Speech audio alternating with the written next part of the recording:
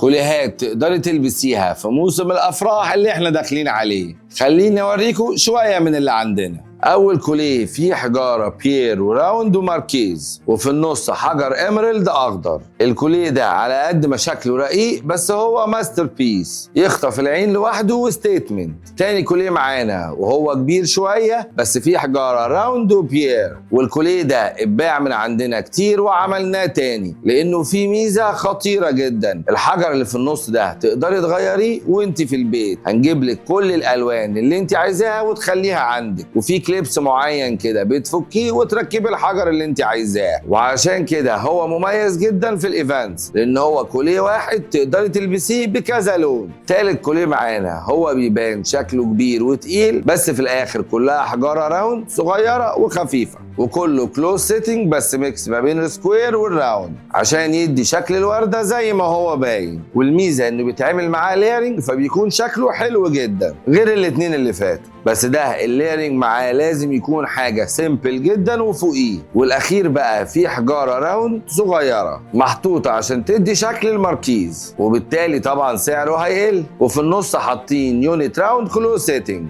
وبرده ينفع جدا في الليرنج. هتحطي معاه كوليه فيه جزء تنس، وطبعا عملناه بالشكل ده عشان نخف الوزن وبالتالي فلوس تقل. والحجاره اللي فيه كلها عشرات وكلها بالشهادات بتاعتها، وطبعا كل دول نقدر نعمل لكم منهم الانسيال والخاتم بتاعهم عشان لو حابه تكملي الطقم كله. وبس كده، اكتبوا لنا انتوا بقى في الكومنتس اكتر كوليه عجبكم من الاربعه دول. كان معاكم دكتور ياسر الطويل وده الجواهرجي.